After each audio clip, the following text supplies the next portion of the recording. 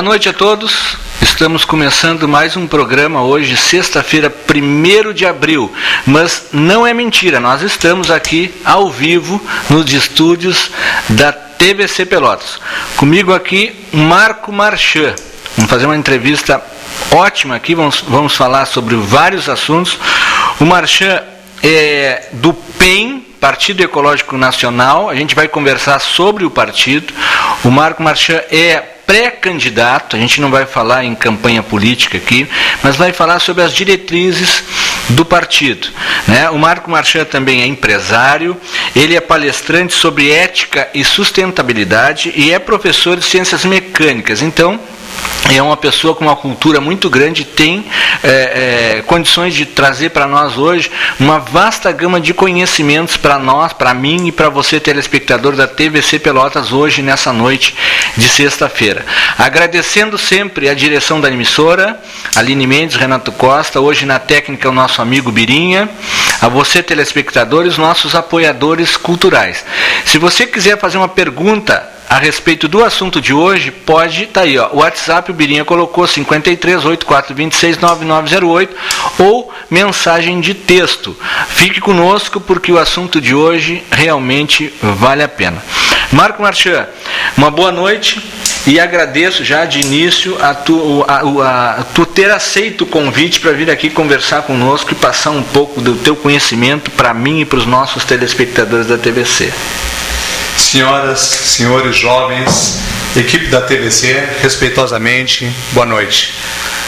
Foi um prazer para mim aceitar o convite, Rogério Farias, e venho aqui esclarecer para a população, diante de qualquer esfera, a intenção que a gente tem no projeto, porque hoje eu posso falar para vocês como, apesar de ser pré-candidato, como um simples cidadão pelotense. Sim. Até porque o TRE só nos permite, a partir de 15 de agosto, fazer uma campanha, mas como cidadão eu posso me expressar dentro dos planos de diretrizes técnicas que o Partido Ecológico Nacional tem, que irá oferecer para o cidadão pelotense, e lógico, respeitando a vontade do cidadão. Sim, vamos começar, para o pessoal que está em casa não sabe, ou muitos até nem conhecem o Partido Ecológico Nacional. Qual é a raiz desse partido? Rogério e telespectadores, o Partido Ecológico Nacional, ele nasceu em 2012, ele foi fundado por ambientalistas e tem um fundo conservador. Ele é um partido de raiz conservadorista e ambientalista. E digamos que em matéria de país federal, ele ficaria defendendo a estatal. Sim. E ficaria defendendo também um sistema neoliberal, ou seja, ele não gosta da opressão, ele é um partido mais para a direita. Sim. Mas eu, para ser sincero, eu defendo a atitude do homem, porque eu posso dizer agora mesmo que os nossos políticos, tanto a nível federal, como a nível estadual, como a nível municipal, a verdadeira função deles seria gerenciar pessoas e gerenciar cidades, a polis, como se chama na ciência política. Eu também sou acadêmico de ciências políticas e já cursei, já fiz esse curso, e daqui a um ano eu sou cientista político se tudo correr bem. A verdadeira intenção do político seria gerenciar isso aí, eu repito, mas ele, na verdade, ele passa os 4 anos de mandato gerenciando o partido, ou tentando gerenciar partido, numa dança das cadeiras, como se vê a nível nacional, né? Sim.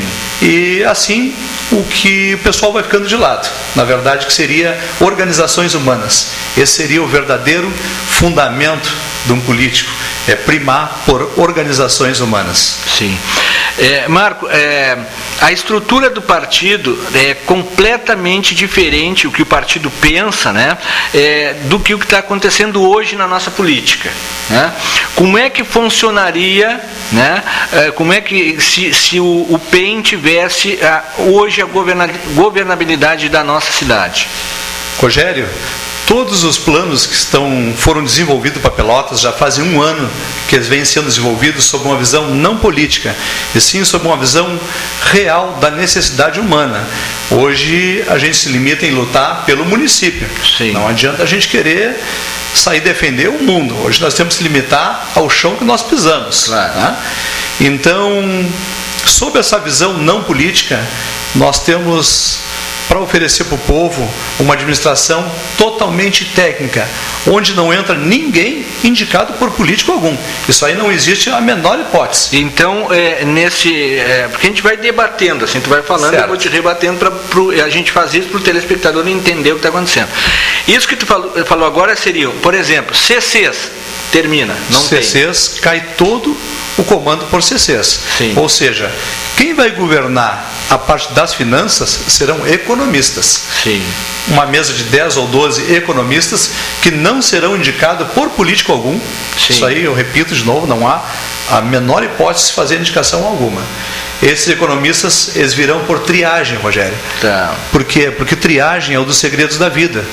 Triagem, as instituições, para poder contextualizar a nossa conversa agora, as instituições financeiras, por exemplo, quando vocês vão me emprestar alguma coisa, algum dinheiro, como os bancos, vocês querem saber como é que eu vou pagar, qual é a minha renda. E até mesmo a nossa mãe, quando a gente era pequeno, se ela botasse um punhado de feijão em cima da mesa, ela já estava fazendo uma triagem, que era para mim não comer o feijão podre, para mim não comer a pedra e não quebrar o meu dente. Então a gente defende assim, que embora uma instituição pública, ela deve ser governada como se fosse uma empresa. Sim. Não entra ninguém pela porta dos fundos. Todas as pessoas que forem adentrar para trabalhar no sistema público, eles têm que ter atribuições para desempenhar tal função e virão por triagem. Ou seja, se tiver 200 postulantes ao cargo, 3 agências de recursos humanos irão escolher os 10 melhores, certo? E dentro desses 10 melhores, eles também irão escolher um líder para ali, que já tenha um perfil de líder. Sim. E quando a gente fala em agência de recursos humanos, escolher os 10 melhores, eu quero dizer para vocês que às vezes não adianta fazer uma prova escrita. Por exemplo, eu faço uma prova escrita, aí uma pessoa tira 10 na prova. Ele gabaritou a prova, tirou 10. Sim. Mas na vida, Rogério, não adianta tirar 10 na prova. Ele pode ser uma pessoa insegura, não vai para o trabalho, ele é uma pessoa que tem medo de desempenhar a função e tem outros vícios que não vai servir. Não é um líder também. Não é uma pessoa austera para fazer aquele trabalho. Então, na verdade, a própria natureza, se tu olhar nos animais, eles também fazem triagem. E a gente acaba não se espelhando nisso aí. Por exemplo, Rogério, hoje para governar o nosso trânsito, não preciso nem falar para os pelotenses como é que está, porque todo mundo vê. Quem é que teria que governar o trânsito?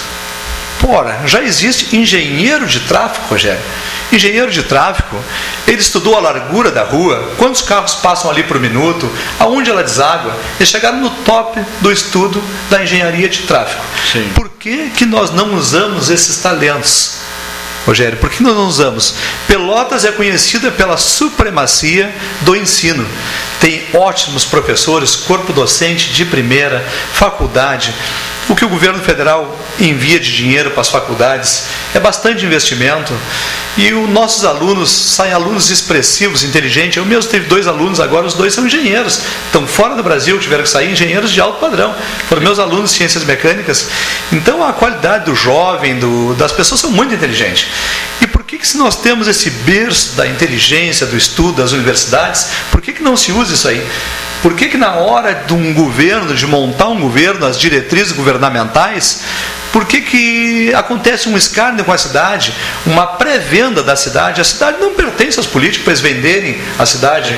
Ou seja, eu te dou tantos cargos, tu me apoia aqui, se tu me conseguir tantas pessoas, eu te dou a secretaria tal, e estou montando meu governo. Eu vou dar uns 50 cargos para aquele ali, 60 para o outro, 40 para o outro, dependendo do tamanho do partido.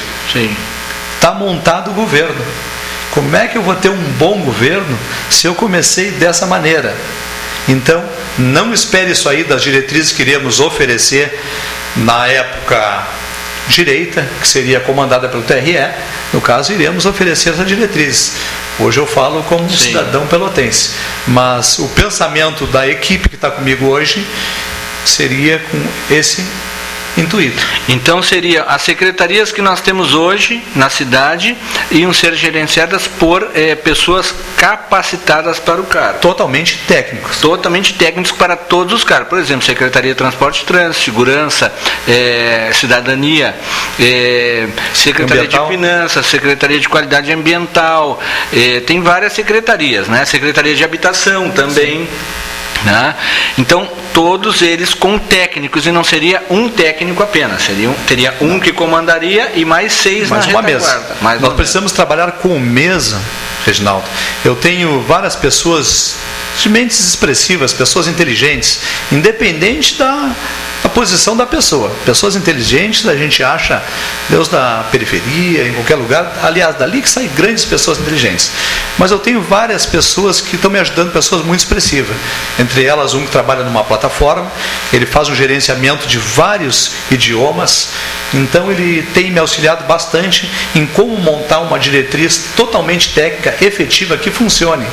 Sim. Então ele tem me ensinado, me passado conhecimento bastante para a gente poder montar essa diretriz para que ela realmente funcione. Sim. Por exemplo, o recém-formado para o primeiro escalão, ele precisaria ter um tempo de formatura já, precisaria ter uma certa experiência. Sim. Não é que não se aproveite o recém-formado. O recém-formado ele pode vir para o segundo escalão.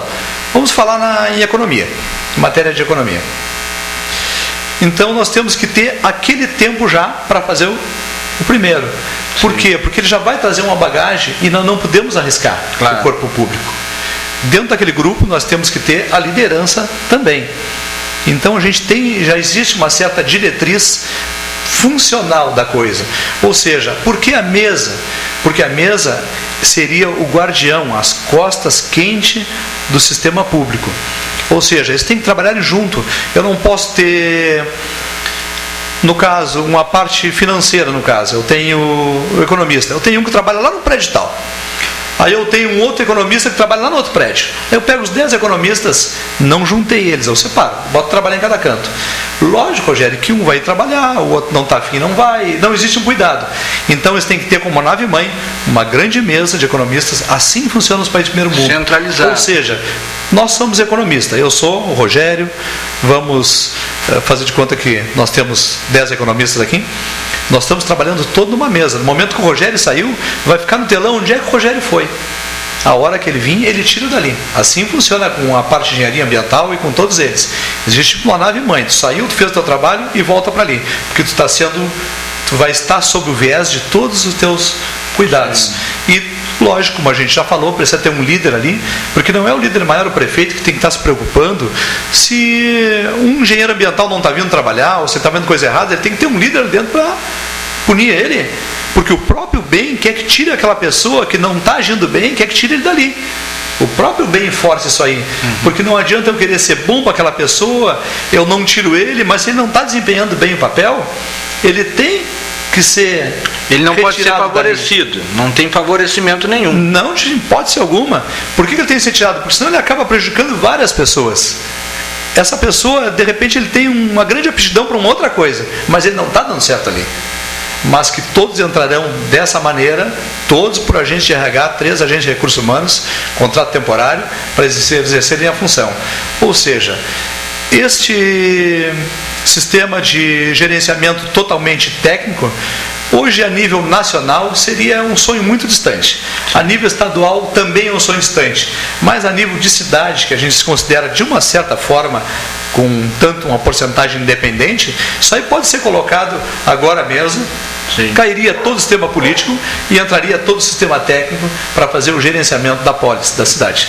Eu particularmente, baseado nisso que tu está falando aqui, eu já tinha conhecimento desse projeto, mas nos tempos atuais que a gente vem vivendo politicamente, né, vai ter que mudar muito a cultura do cidadão. O cidadão tem que se informar melhor sobre esse projeto, essa forma de trabalhar, não vamos falar em projeto, essa forma de trabalho para a sua cidade, para chegar na hora e escolher o projeto e não o candidato. É isso que tem que mudar, eu acho, a visão do eleitor, não é? Isso, porque se tu olhar na parte política, eles não dão muita ênfase para o novo. Sim. Eles não dão muita ênfase para o novo e para a tecnologia. Hoje, se nós temos, falando aqui durante a televisão, se a gente tem um celular na mão, isso tudo aqui é porque houve um estudo de engenharia, de tecnologia.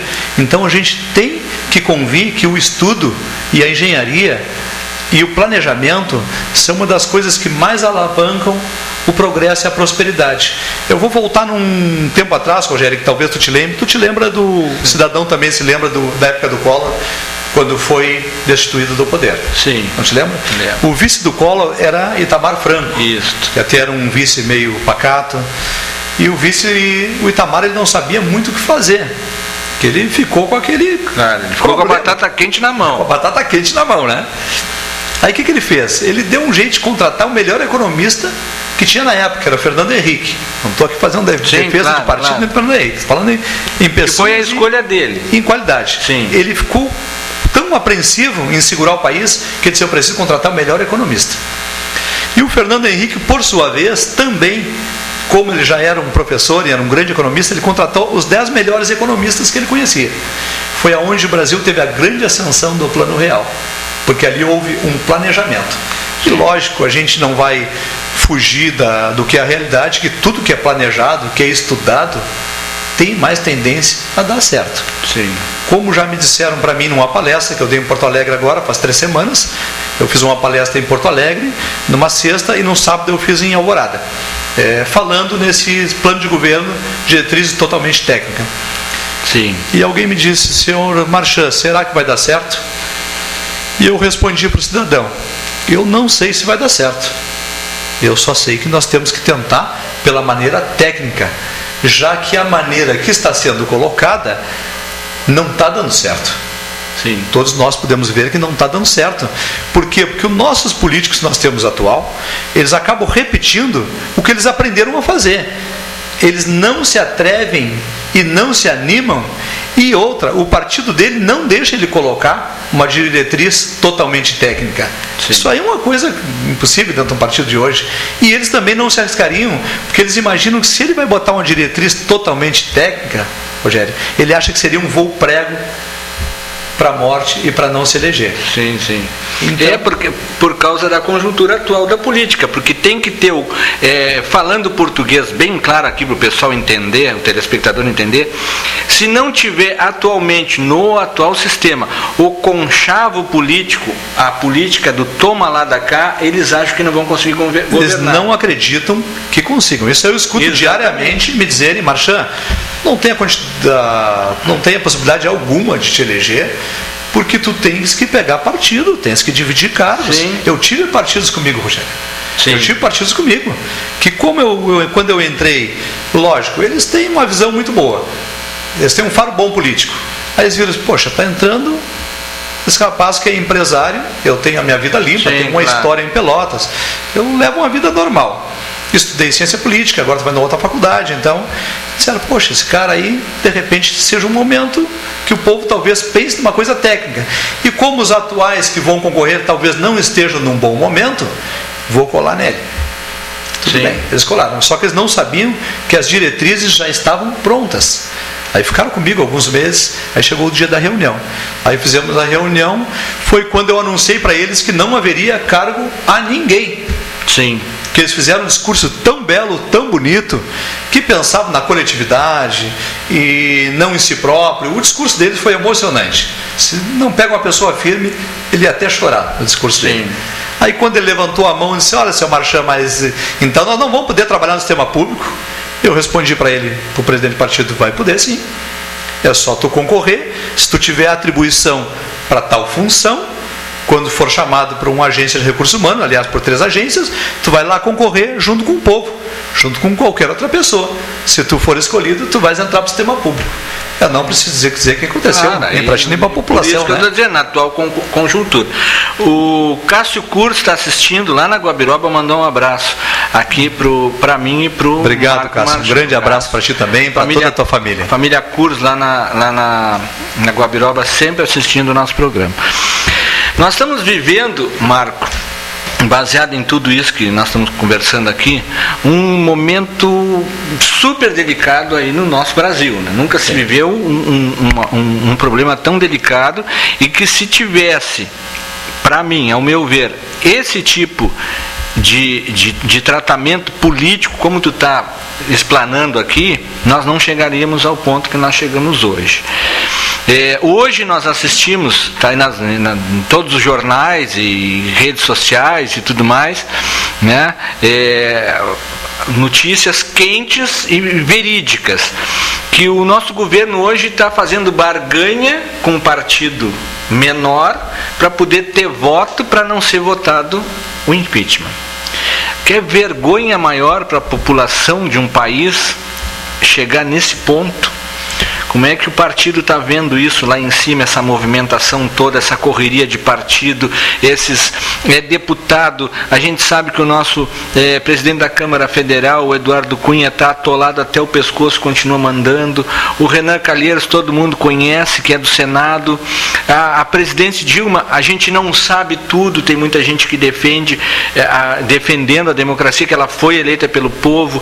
Falam-se nas pedaladas fiscais, que a gente aqui embaixo não tem tanto conhecimento do que tem lá em cima, mas a princípio não tem nada de crime, assim, de crime mesmo, mas os outros a gente já sabe. E essas pessoas que vão julgar o impeachment da presidente, como é que vocês estão vendo isso tudo lá em cima? Rogério, telespectadores, qual é a posição do eu tive com o presidente nacional? Passei uma semana com ele em São Paulo. Na verdade, tu não tem lá em cima para lado para pegar. Sim. Todo lado que tu vai, porque o problema, todos nós sabemos que não está no PT. Sim, claro. Está em todas as esferas, em todos os partidos, inclusive a maior bancada é do PMDB. Sim. Tu não sabe para que lado tu vai pegar. Então é uma coisa que tu não tem. Então o presidente nacional do PEN, por ele ser de raiz conservadorista e ecologista, ele preferiu ficar neutro e não se envolver nessa parte, porque a gente conversou e disse, olha, não tem, se tivesse um lado assim, poxa, esse lado aqui tá bom. E hoje nós não temos candidato apresentado ao povo brasileiro para que ele conheça a história do candidato para poder colocar. Sim. Hoje cai das mãos da Dilma, eu não preciso nem dizer, vai para o Temer. Sim. Cai das mãos do Temer, vem para o Eduardo Cunha, e assim vem aquele escalão. Então, é uma vergonha, é uma coisa que, um dos problemas que a gente tem hoje, que eu noto quando eu vou fazer uma palestra, alguma coisa para falar sobre organizações humanas, que as minhas palestras são mais dadas em cima de organizações humanas, o povo, ele não quer, uma grande parte não quer nem ver falar em política. Ele ficou com nojo da política. Sim, exatamente. Incrível. Então isso é uma coisa que ele magoou o povo brasileiro. Ele está muito magoado com todo o contexto, ele está envergonhado, ele está inseguro. E fora das pedaladas fiscais, o problema que nós tivemos grave também foi muito dinheiro que saiu do BNDES para outros países, né? Então aquilo ali acabou fazendo sangrar muito para o país. Agora tu imagine vocês como o nosso país tem poder, como ele é rico, nosso país, nosso estado, nossa cidade. O pessoal sangram ele, né? É verdade. Sangram. E tem sangue para sair. Pela quantidade de imposto que a gente paga. Olha o valor da nossa luz que nós pagamos hoje. Todo o imposto em todas as esferas, a carga de imposto brasileiro é uma coisa que não tem o menor cabimento. Quer ver hoje o que aconteceu? Também está aí. Eu vou fazer aqui uma propaganda. Entre lá no site osul.com.br, é um portal de notícias fantástico, lá de Porto Alegre. Os medicamentos hoje subiram 12,5%. Aí a gente vai fazer uma comparação. Quem é que toma mais remédio hoje no Brasil inteiro? A princípio, são pessoas mais velhas, tirando as pessoas que adoecem, então, mas geralmente a pessoa fica mais velha e começa a tomar algum tipo de medicação. Qual o aumento que teve os aposentados? 6, alguma coisa, né, de aumento na sua aposentadoria. Hoje subiu o remédio que ele toma 12,5%. Como é que ele vai conseguir tomar o remédio? E geralmente uma pessoa não toma um remédio só. Isso é um caso. Aí tem combustível, tem as coisas de consumo diário, que é a alimentação, que a gente não pode parar, que cada vez que tu vai no supermercado está tudo mais caro. Então, o que a gente está notando é o seguinte: Eu queria que tu falasse um pouquinho sobre isso. O Brasil hoje parece que está só falando em cai a Dilma ou fica Dilma, cai o Cunha ou fica o Cunha, assume o Lula como secretário, como ministro ou não, né? Mas ninguém está falando no Brasil. Como é que nós queremos que o Brasil melhore? Tu não está vendo dessa forma também? Com certeza, a população, os brasileiros todos estão vendo dessa forma, que como nós falamos anterior aqui, o político, ele foi o verdadeiro... A parte do político seria gerenciar pessoas, gerenciar a cidade, gerenciar o país. Eu achei muito interessante isso que tu falou. E hoje os nossos políticos só gerenciam partidos, tentam gerenciar partidos. Ele entra hoje, se elege hoje e passa os 4 anos de mandato pensando na próxima eleição. Como é que ele vai fazer fundo partidário, como é que ele vai fazer um conchavo político. O pensamento dele é só na eleição. Sim. É por isso que eu defendo o governo técnico, que teria que ser técnico e cair esse sistema político de conchavo que existe. Porque o Brasil é uma república federativa. E em outros tempos nós tínhamos a monarquia, onde tinha uma família de reis para nós sustentar. E hoje quantas 1000 famílias de reis, milhares tem para nós sustentar, que nós estamos tentando? Hoje é como se fosse uma monarquia. O Brasil é uma república federativa, né? Sim. Mas ele é uma anarquia. Ele parece uma monarquia com várias famílias de reis. Sim.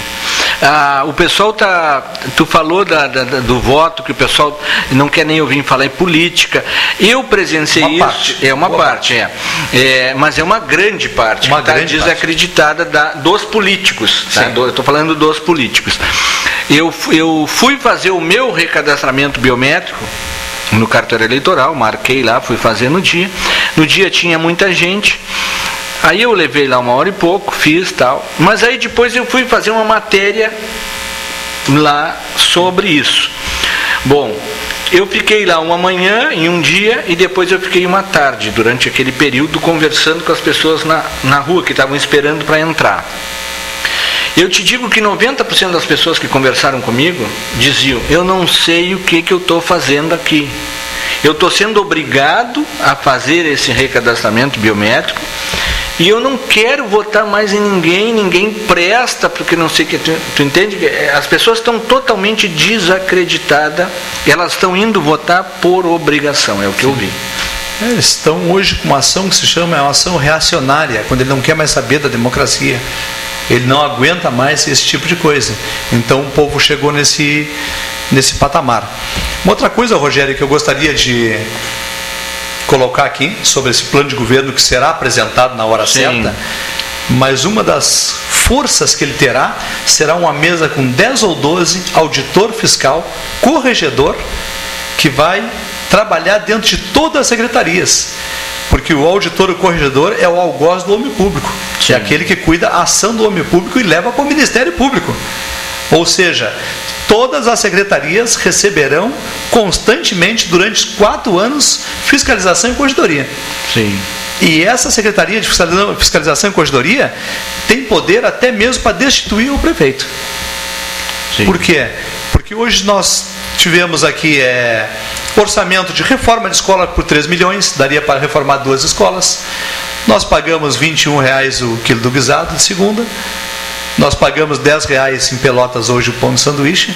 E eu vejo cidades pequenas com quarta parte de habitantes ou menos que nós temos aqui em Pelotas, nós temos 360 mil habitantes, e roubam horrores, roubam 4, 5 milhões da merenda escolar, desviam da saúde, desviam tudo quanto é lugar. Por quê? Porque não existe uma secretaria, uma corregedoria. Eu diria que hoje, tu governar um município, governar uma cidade, sem ter uma mesa com os 10 ou 12 corregedores fiscais, não indicado por políticos, sempre lembrando isso aí, claro, de carreira, inclusive ele vai ter nível do 1 até o 10, quanto mais ele descobrir, mas ele sobe a carreira dele ali dentro. Ele vai ser como se fosse um cão fiel para caçar.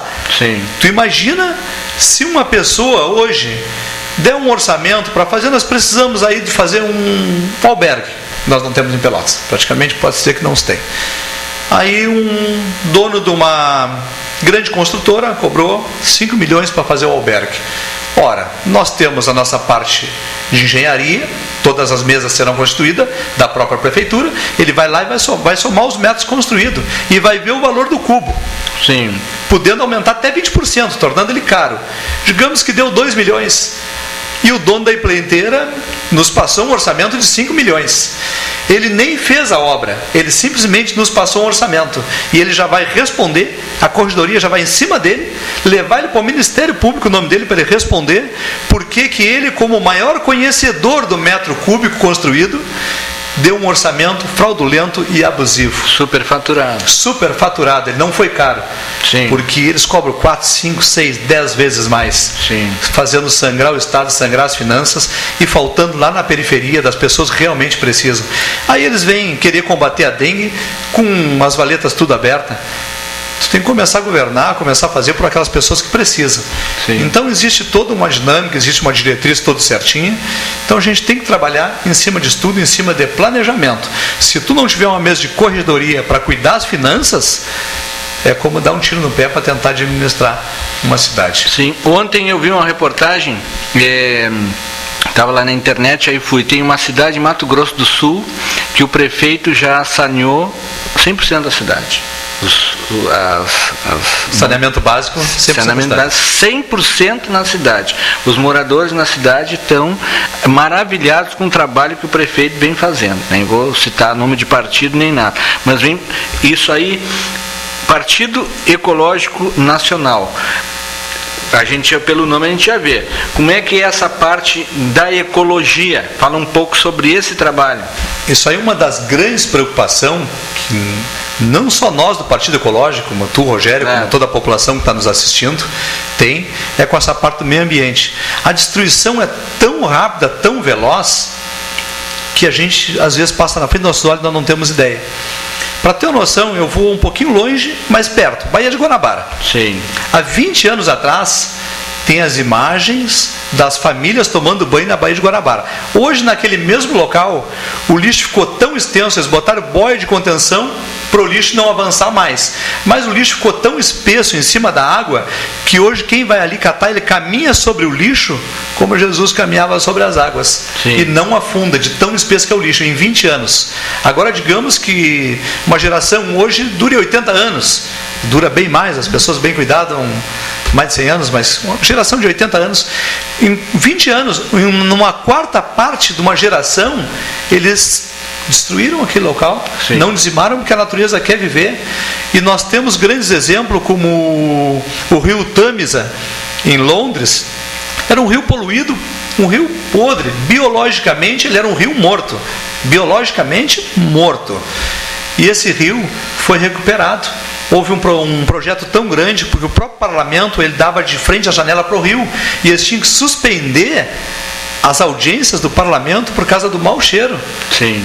O rio Tâmisa, em Londres. Aí eles viram que estavam no fundo do poço com a poluição, doenças e tudo mais, e eles fizeram um tratamento. Hoje tem mais de 120 espécies de peixes que voltaram, mais de 400 espécies de invertebrados, e o rio é lindo, tem lontra, tem pasto, tem tudo. Agora eu volto para Pelotas. Pelotas, o esgoto cloacal central de Pelotas, praticamente é largado no Santa Bárbara. Isso. Do Santa Bárbara, ele larga no São Gonçalo. Não é, Rogério? Isso. E corrige se eu não estou certo. Do São Gonçalo ele vai para a nossa praia, para a nossa Lagoa dos Patos. Então, todo esse esgoto cloacal, cloriformes fecais, para não dizer outra palavra, mas sim, ele está indo todo para a nossa praia. Por isso que todos os anos, quando a FEPAM vai, ela olha, aqui está próprio para banho. Aí 200 metros para frente, não, aqui não pode tomar banho. Tu acredita que uma praia que é a mesma água, que não tem divisão nenhuma, 100 metros dá para banho, 200 não dá, eles não querem assustar muito a população. Mas as nossas crianças que ousam entrar na praia ainda hoje, que crianças gostam d'água, né? Tem.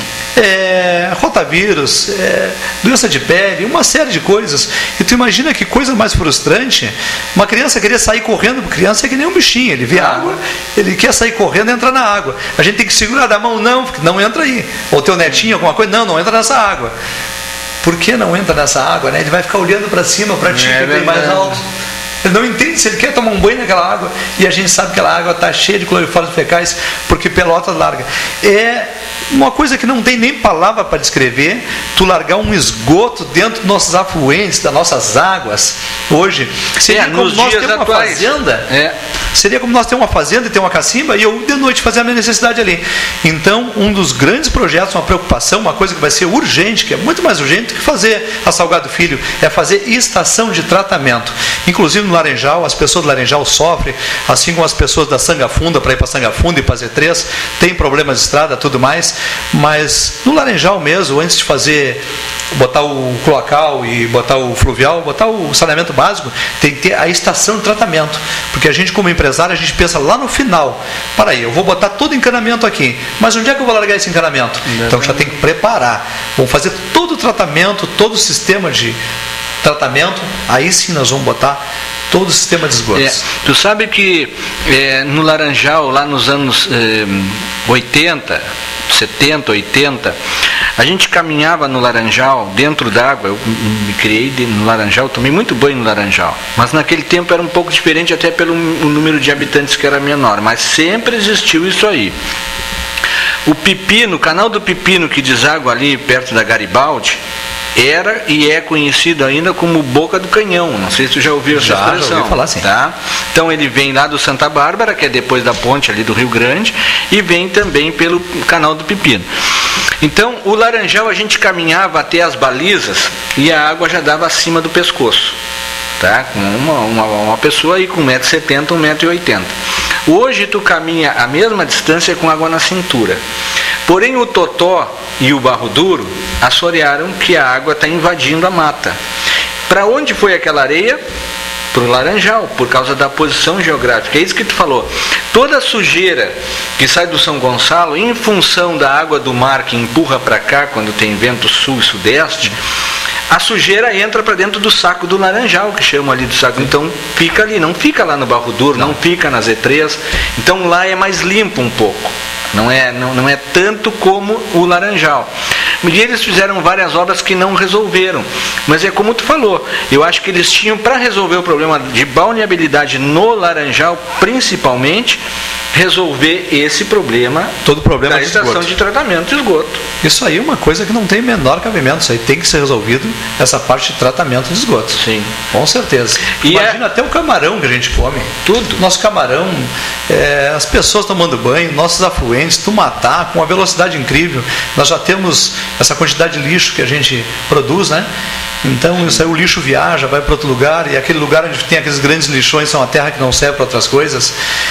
Rogério, numa oportunidade, num momento oportuno, eu tenho viajado muito para Colônia, se tu me permite até mandar Sim, claro. Um alô para Colônia, para o terceiro, que é Cerrito Alegre, é o quarto, que é a Triunfo, o quinto é a Cascata, o sexto Santa Silvana, o sétimo é Quilombo, o oitavo Rincão da Cruz e o nono é o Monte Bonito. Eu tenho viajado bastante e ido bastante para Colônia, e nessas andanças eu conheci um rapaz que ele não tem quase estudo. Um dia, se tu pudesse, eu gostaria que tu entrevistasse ele. Mas ele tem um amor tão grande pela natureza, Rogério, que aquilo é uma coisa, ele tem o sentimento de pertencimento à natureza. Ele acha que a natureza pertence a ele, assim como eu tenho da cidade, como tu também tem. Sim. Quando nós temos esse sentimento de pertencimento, a gente briga com outras garras. A gente não se apaixona por partido. A gente tem que ter aquele sentimento da cidade. Esse rapaz saiu juntar todas as televisões. Ele começou a andar pelos riachos e ver televisão dentro de riacho. Aparelho de som, geladeira, tudo, porque não tem quem recolha as coisas muitas vezes lá fora. E ele começou a ver aquele monte de coisa, ele disse assim: Marchand, mas eu comecei a ler e me disseram que esse aparelho tem um tal de tungstênio, que tem um veneno, barará, e está envenenando as águas, e as nossas criancinhas do amanhã, porque eu vou passar ligeirinho, as crianças não vão estar mais aí, eu preciso salvar a colônia, eu vou sair a juntar eletrodoméstico para guardar, esconder num canto, porque senão vão vir me multar. Por incrível que pareça. Ele disse: tu quer ir lá ver? E eu fui lá ver. Rogério, quando eu cheguei, eu me apavorei. Um galpão gigantesco ele fez, vai até o teto, e tudo que ele pode, ele tira, ele vai e busca, porque ele não quer que polua a natureza. Sim. Imagina a consciência. Ele aí eu te toma digo, conta do jeito dele. A consciência não está no estudo em si, porque muitas vezes as pessoas estudam mas não tem aquela consciência de cuidar da natureza, né? Sim. E quando eu falo nessa parte ambiental, por que nós temos que ter uns 10, 12 engenheiros ambientais? Por causa dessa parte ambiental. Sim.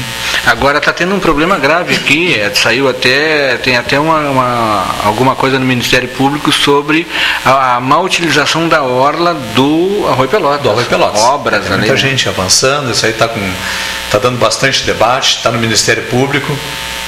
Tem acompanhado também. É complicado também. É bastante complicado. E nós temos que ter engenharia ambiental, porque eu acredito que a nossa prefeitura não tem que estar pagando tudo.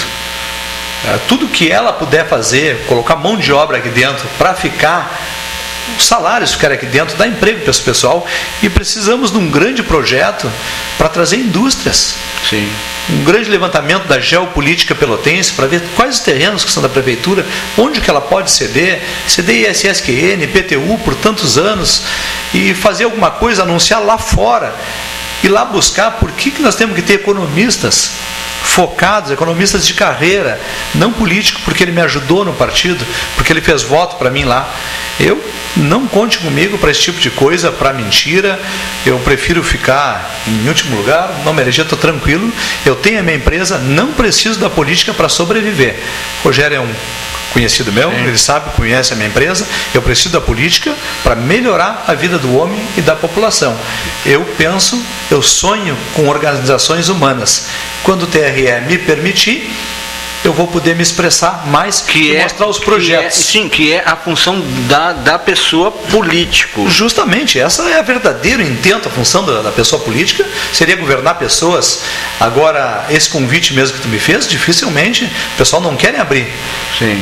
A parte política, e muitas, não vou dar nomes, ou colocar aqui, mas muitas comunicações de massa não querem que eu apareça. Sim. Por quê? Porque eles já têm contrato com o sistema de prefeitura, com outras coisas, e eles sabem que nesse sistema que nós vamos colocar, que é um sistema de administração sob uma visão não política, não existirá mídia. Não existe, não tem por que tu fazer mídia do Estado, da cidade, alguma coisa, fazer propaganda. Isso é um dinheiro que não existe a mínima hipótese de tu gastar aquilo ali. Sim. A única coisa que ele tem que gastar é fazer placas para dizer dobre para cá, dobre para lá, colônia, café colonial, fazer o fornecimento de placas. Sim. E existe um projeto muito grande que eu só vou poder me expressar na hora certa, mas abrir esse espaço como tu está me abrindo aqui... Não, mas aqui tu pode ter certeza que sempre que precisar, não é muito fácil. Tu vai vir aqui para conversar com a gente, explanar, porque a gente fica por dentro do conhecimento também. A gente tem muita gente em casa, eu também, muita coisa a gente não sabe, e eu procuro me informar bastante, eu leio bastante. Hoje a internet é uma ferramenta que muita gente não sabe usar a ferramenta que tem, vai usar a internet para coisas que não são. Eu prefiro usar a internet para ler, para saber das notícias, para estar informado, essas coisas assim, né? Então, mas aqui certamente o meu espaço vai estar sempre aberto. Quando tu quiser, Rogério, quero ir lá para nós falar sobre tal assunto, é só entrar em contato comigo. Se não der um dia, a gente marca para outra. Aqui nós estamos em casa, com certeza. Vou sempre prezar a TVC e lembrar que foi a primeira TV, tu está sendo a primeira TV a me abrir espaço. Sim. Embora eu já tenha tentado outros espaços, mas está sendo o primeiro local. Aqui, a nossa TV, nós deveremos falar para, talvez tenha hoje entre as duas operadoras, talvez 80 mil assinantes. Claro que não são 80 mil assinantes que assistem o meu horário, porque tem muitos canais, mas a gente tem uma audiência muito grande. Eu vou te contar um caso que eu tive agora, que eu participei de uma reunião agora na quarta-feira, lá na Guabiroba, numa associação que falou sobre o policiamento comunitário, que nós estamos sofrendo com a segurança também, né? E que eu sei que a segurança também é prioridade dessa mesma forma no projeto de vocês. Então cada núcleo de policiamento comunitário tem 4 policiais. Na Guabiroba, 2 policiais estão com problema de saúde, então tem só 2 trabalhando. Mas o que me chamou mais atenção, eles disseram o seguinte: o pessoal reivindicou que ligava para o 190 e que não era nunca atendido. Aí ele pegou e disse que tinha um telefone com chips de 3 operadoras, que as pessoas ligavam direto para a viatura, mas eles perderam o número porque o Estado não botou crédito no telefone. Tu acredita numa coisa dessa? A polícia perdeu um número de telefone porque o Estado não coloca R$10 mensais de crédito para a população usar. Aí eu ouvi aquilo tudo durante a reunião toda, e no final, tinha até um sargento da brigada, eu pedi para me manifestar como cidadão, nem sou morador da Guabiroba. E aí eles disseram que podia, e eu perguntei para eles, me chamou a atenção, vocês não têm telefone, é interessante para vocês, é importante? Importantíssimo. É importante, vocês têm os aparelhos? Temos. Aí eu virei para a comunidade. Será que não tem aqui na comunidade alguém que tenha empresa, que se junte 2 ou 3, que compre um chip e bote todos os meses, que é para vocês usar o serviço deles?